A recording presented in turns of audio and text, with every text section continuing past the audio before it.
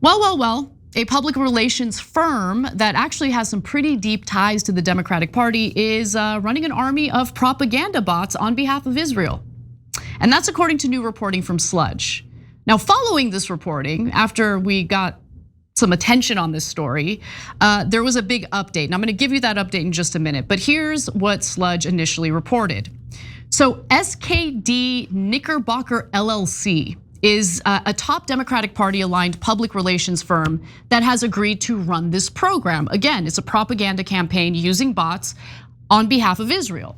Now, the strategy is to flood the zone with content promoting the Israel Ministry of Foreign Affairs pro-Israel messages, using automated tools to increase the reach and visibility of specific posts. That's according to Donald Shaw over at Sludge. Now, here's the thing that's so insidious about these bots. They can respond rapidly and operate around the clock 24/7. And so the whole point is to kind of drown out reporting and content coming out of the Gaza Strip, which is atrocious, disgusting. Obviously, it is a genocide, as now multiple organizations have declared.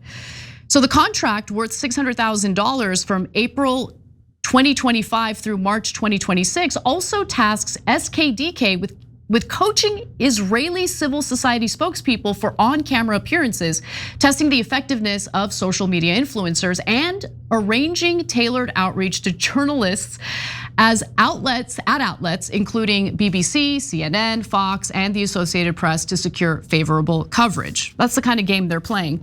You can hire the bot. I mean, you could use the bot farms.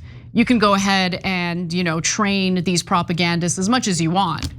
I mean, they're up against endless images of innocent people getting bombed to smithereens, children getting starved to death, children with amputations because of the bombings and airstrikes that Israel is carrying out, the slaughter of innocent people. It goes on and on.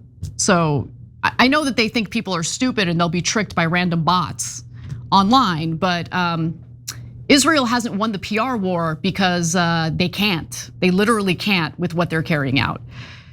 Now, the contract was signed April 28th of 2025. Now, the development follows SKDK's registration earlier this year as a foreign agent for Israel, its only foreign government client. The firm disclosed being actively involved in outreach to news outlets and platforms including NPR, Fox News, MSNBC, and Elon Musk's X to promote Israeli perspectives / propaganda. Now, Sludge reports that it's unclear whether the campaign is already active, but it definitely could be underway. But here's the big update that I think is important to share with you. So Dropsite News is reporting that SKDK ends Israeli government contract via Politico. So Politico had first noted this. Top Democratic PR firm SKDK has cut short its $600,000 contract with Israel's foreign ministry, which ran media efforts promoting Israel's propaganda on Gaza and worked to amplify pro-Israel guests on news shows. It turns out it's not a good look to be a Democrat firm that's pushing propaganda in favor of genocide.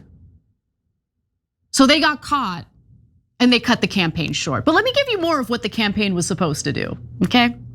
So SKDK's work for Israel is being overseen by its parent company known as Stagwell Global and is being done as a subcontractor for French PR firm Havas.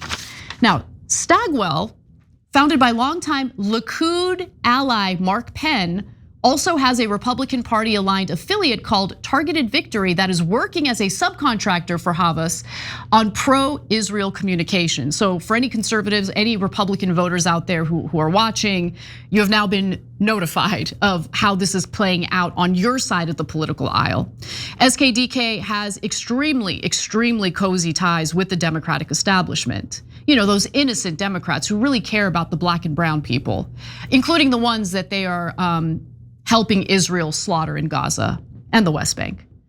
Now, who are the Democrats involved in this? Well, co-founder Anita Dunn, a longtime Biden advisor, rotated between the firm and the White House before becoming an advisor to the pro-Biden Harris outfit Future Forward. There's more. She's not the only one. Then you have Justin Goodman, an SKDK executive vice president, was Senate Minority Leader Chuck Schumer's communications director for nearly a decade, while partner Mike Morey is another Schumer alum. You gotta love it, right? I mean, if you are vehemently against what's happening in Gaza, you're vehemently against the Greater Israel Project, which has destabilized the Middle East and destroyed so many Middle Eastern countries. Who are you supposed to vote for? Which party are you supposed to support at this point? Because Democrats are really no better on this issue. Let's just keep it real. Trump was able to inherit what Israel is doing in Gaza because Biden refused to leverage American military support for Israel to rein Israel in.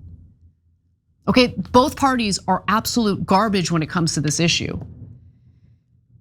Josh Issei, SKDK's former CEO, previously served as Schumer's chief of staff. Other firm leaders include partner Hillary Rosen, who has been a prominent surrogate for Democratic campaigns, and CEO Doug Thornell, a veteran of the DCCC and DNC.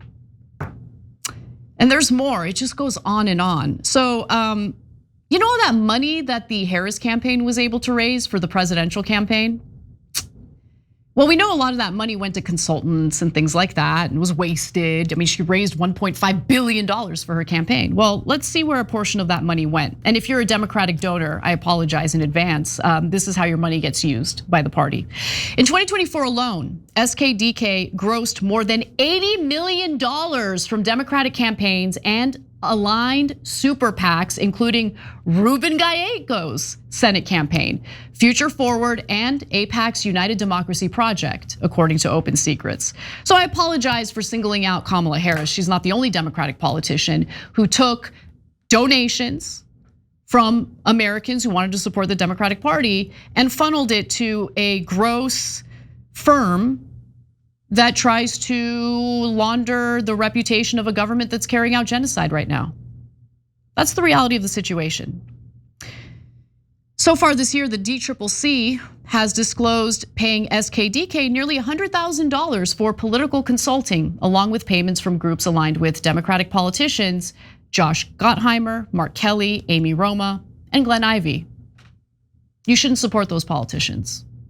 We should have an option of a politician who isn't subservient to a foreign country, especially one that's carrying out a genocide. All right, that does it for the show today, guys. I hope you enjoyed it. And I love you. Thank you for supporting TYT. You're a member, so obviously you support TYT and we appreciate you. Now go check out Cenk on this Tucker special. I'm sure he's gonna say really important things about the future of this country and how we need to tone the temperature down and engage with dialogue, with debate, not with violence. Every time you ring the bell below, an angel gets his wings.